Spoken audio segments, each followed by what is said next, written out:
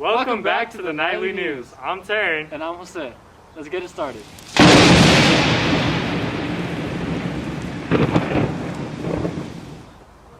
But first, are you 6 feet apart?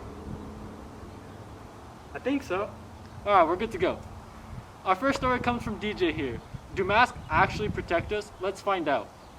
So for my interview questions, I decided to ask two people, and I asked them what are their thoughts on COVID and do they think masks are helping, and these were their responses. What are your thoughts on COVID? Is one of the foreign countries experimented and it backfired, and a lot of people overseas got infected, and then it migrated to the United States where we have thousands of millions of people that are infected. What else? I just think when they experiment with different viruses, there should be a precaution in place to hold the virus in containment instead of infecting the humans, which infect other humans in the world. Thank you. Explain if wearing a mask is helping. How does wearing a mask help prevent the spread of COVID-19? Well, wearing a mask will protect all those around me from infection. COVID-19 is spreading from person to person by respiratory droplets, which are largely projected when you cough, sneeze, talk, sing, breathe next to someone really close. A cloth face mask acts as a barrier, so it's protecting you from me and me from you. Also prevents those around from inhaling those droplets.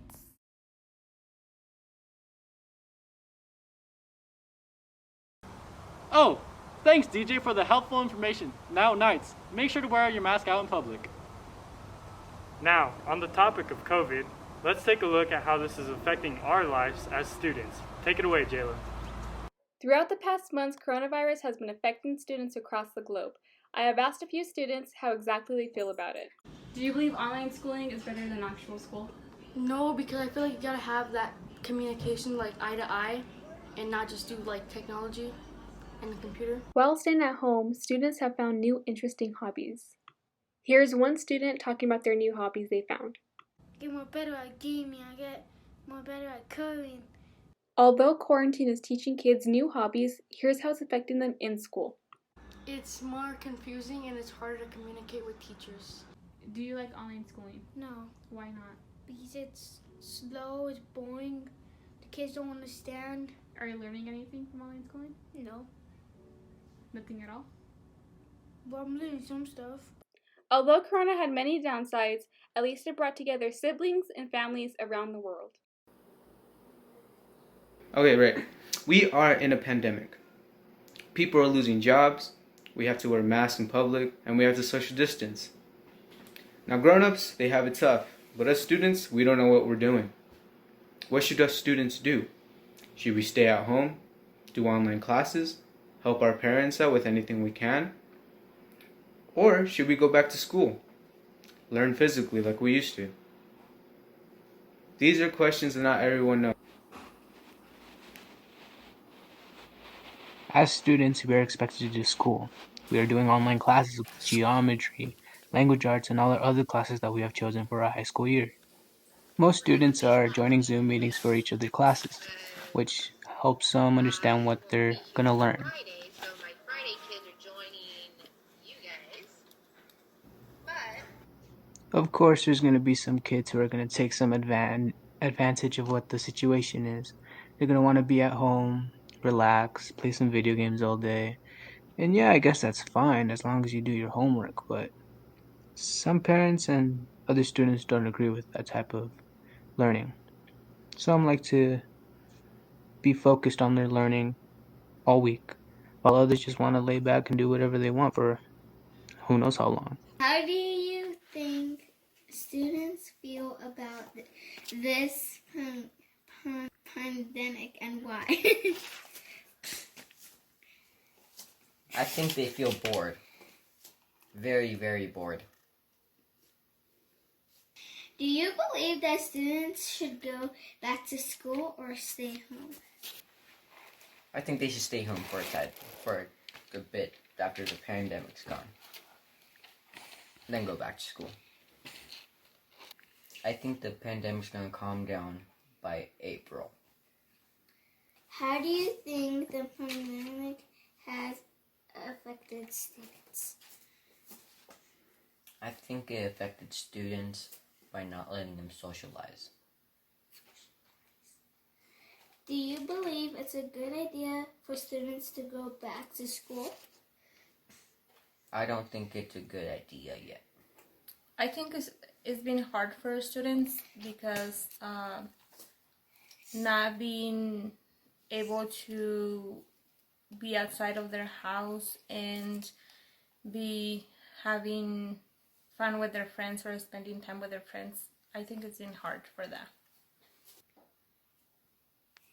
I think it's hard to know if the students are going to be safe at school, and I think they should stay home still. I think the students should be learning online right now due to the situation of the pandemic, and going outside of their homes to walk or exercise. It will be better if they can go back to school and be outside more. But I think what they're doing right now, I think it's okay for now. Okay. I think the pandemic will be over by next year. I don't think it's a good idea for the students to go back to school right now at this time. I hope by the beginning of next year they are okay to go back to school.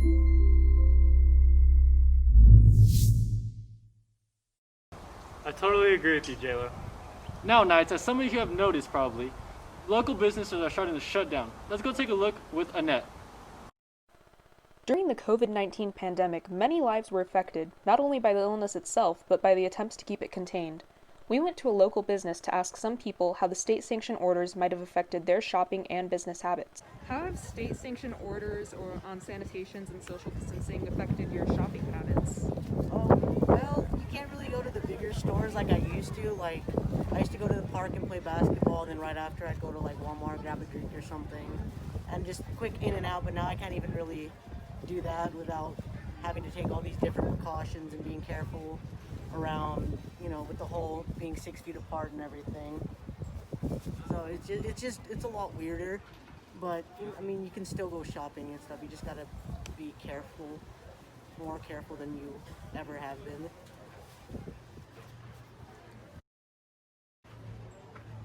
In what ways do you like the way that businesses are currently operating? That's a good question. I don't know. It ties in with the first question with having to be more careful and keeping everything more sanitized than ever. So it's a lot, I guess, safer for everybody now than it was, because people take more precaution. Store owners, that is, with how they run their shops, I guess. So it's a lot safer of an environment. Not that it wasn't safe before, but just cleanliness. There you go. How long do you think that these restrictions will be in place? Do you believe that this is the new normal? I wouldn't say it's the new normal, but I think it's going to be here for at least a couple more months, maybe even halfway through 2021, depending on how people act with all the sanctions, because there's a lot of people that don't really tend to follow it, which makes it a lot harder. And that's what's been really dragging this out, is just people being stubborn, I guess you can say. So I'd say maybe I know it's for sure going to go into 2021. I just don't know how much further into it than that. Some state orders that have been put in place include the requirements of masks when inside of establishments, the implementation of social distancing in stores and restaurants, and restrictions on indoor dining. How has state-sanctioned orders on sanitations and social distancing affected your business? It's hurting the business a little bit because we are a flea market and people are afraid of getting together. But it's coming back slowly. How do you think businesses will recover after this? I think it'll be much better because people won't be so scared.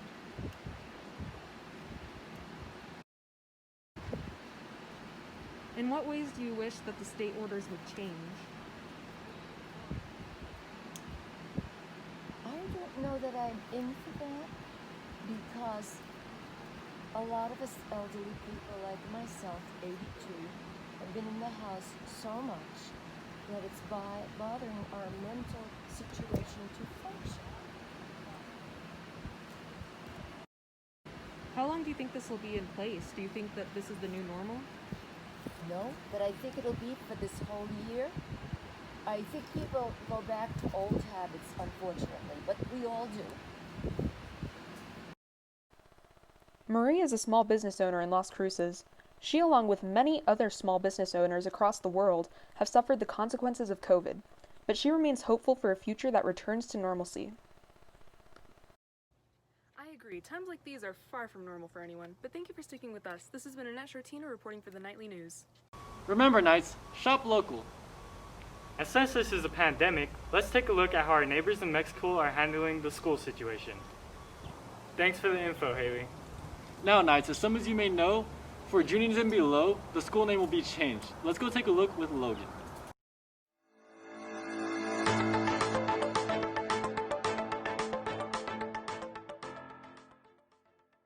Recently, the United States has been going through a rebellion against historical figures who have done anything negative in its history. These rebellions have led to protests, one of these protests happening in the nearby city of Albuquerque, New Mexico. These protests were over a man named Juan de Oñate, a former conquistador. Some of these protests turned violent, one resulting in a citizen being shot. In response to this, the Las Cruces Public School Board threw out a community vote to see if the name of one of its high schools, Oñate High School, should be renamed. Despite a 70% majority vote against it, the school board ignored the community and went through and voted to change the name anyway, resulting in many staff and students and citizens being left in the lurch. Okay, my name's David Martin, and that's Martin, and I'm a teacher here at Oñate High School in Las Cruces, New Mexico. I'm Dr. George Strafas. My profession was superintendent of schools. I served for 21 years in 4 districts as superintendent. The last one was the Alamogordo Public Schools. Do you believe the district board's decision to change the name was a wise or smart decision? I do not believe it was a wise decision. I think for a couple reasons. One, the community came forward and said they would like to keep Oñate as the name, and they ignored that. And secondly, there's a cost involved, and that cost in a time where we're tight revenue really impacts kids' learning, and so I would not have supported it. I'm going to tell you now, the tricky thing about this is they had a vote where a lot of people voted, and the majority of people voted to not change the name. And I was one of those people. I understand, the sensitivity and culture, why some people might have wanted to change and why it's important. But I don't feel that we've been teaching historically any significance with that name at all. I just think it identifies with the building. And to me, that's what I was a little more bummed out about. More for tradition, because it seems like I've worked here for over 20 years. It seems like this school is very hard to get tradition going here. Changes keep coming our way and keep coming our way. So I was not happy with the decision. Obviously I'll go along and get along with the decision, but I thought they should have waited a little bit and listened to some more people. Well, how else would you have handled the issue? I certainly would have followed what the parents said and the community said in terms of keeping the name. I would have done some of what they did. They took a poll of community, but if the one thing I would have recommended is follow the community's guidelines, and the majority of the community wanted to keep the name. And I think you alienate the public when you don't follow. When you ask them for their opinions, they give it to you, and then you don't follow it. I think it causes a bigger problem. But I would have really emphasized Onate's contributions to our history and our culture, which I think is great. Yes, there were some inappropriate things in terms of killings, but in our country, we have a lot of people who have been involved in that. Onate brought a richness to our community. I think, first of all, I would have loved to wait till everyone came back to school live, and that would be a great forum for teachers to have that discussion in classes with their kids, to get a feel of, the sensitivity of the issue, who wants it, who doesn't want it. And then you can reach out and have a vote after that. I felt like this was very rushed, and I felt like it was, it was in the middle of a pandemic, which makes it even tougher to get things going. But I probably would have waited to do that. If it's that important, then it's worth waiting as well, because you're not just changing like the letterhead, you're changing the identity forever of this place.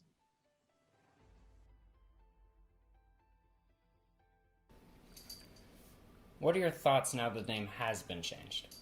I would minimize the impact in terms of dollars, meaning I would go with OHS a lot rather than Oregon High School. OHS, I would start putting that up because it would be Oregon High School instead of Onate High School. So you could do that. I would give alumni an opportunity to come in and purchase some memorabilia that had Onate on it. Any shirts, uniforms, anything like that, they could bid on them. I'm sure there was signs that we could be sold and make some money and make some revenue. Well, I'm not going to be a sore loser or anything. I'll embrace Oregon Mountain. I believe that's what we are now. I would hope that there would be no reason to change it again. And hopefully when I'm long gone, 80, 100 years from now, that you could have some traditions that started, now. That would be my hope, that if it does change, and it looks like it will change next year, some traditions get started that they keep instead of just changing them every few years.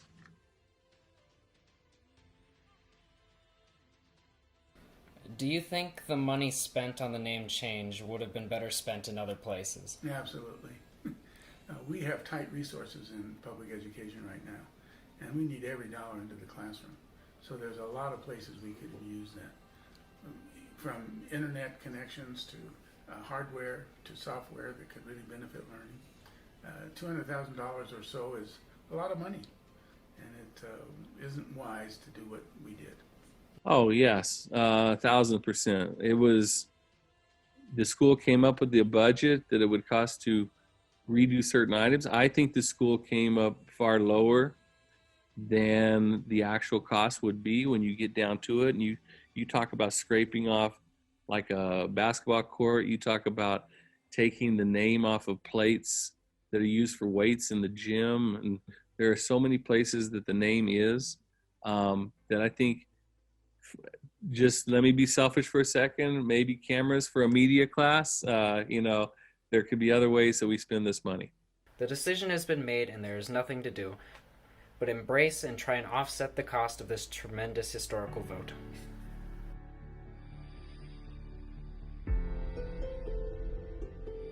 What do you think about that, Knights? Do you like it or do you not?